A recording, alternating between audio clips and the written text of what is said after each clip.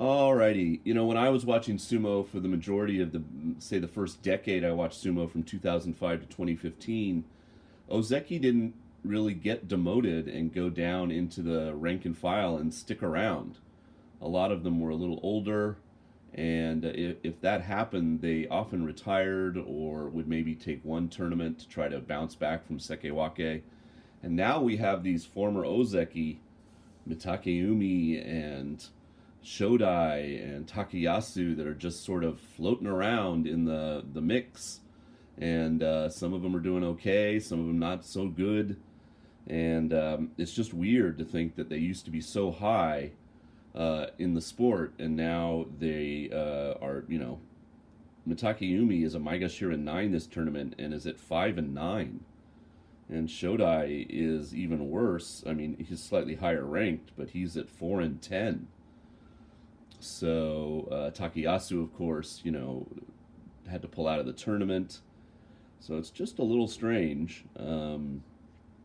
But they're, of course, entitled to wrestle as long as their body will allow them to, and probably until they get to the point where they might get demoted to Juryo. That's often the crossing line. But even Tochinoshin, when that happened, he went down to Juryo and tried for a little while, didn't he?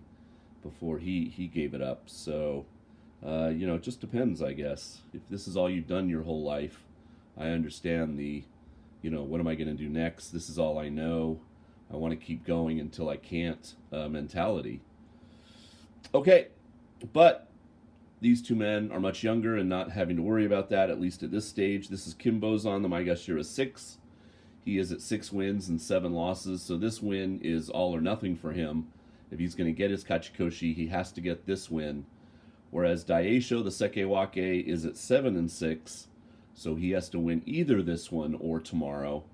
He doesn't know who his opponent will be tomorrow, so he'd like to secure it here against the rank and filer and make sure that he's going to stay at Sekiwake in March, along with, well, we don't know that Kotsunowaka is still going to be a Sekiwake in March, do we? He could be an Ozeki.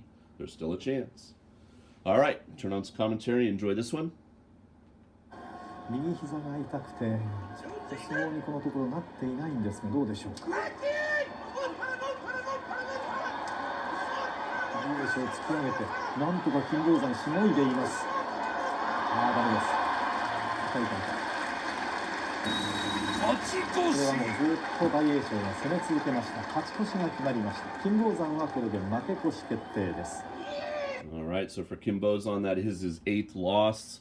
So he will be going down the Banzuke in March. If you can get a win tomorrow, not too far.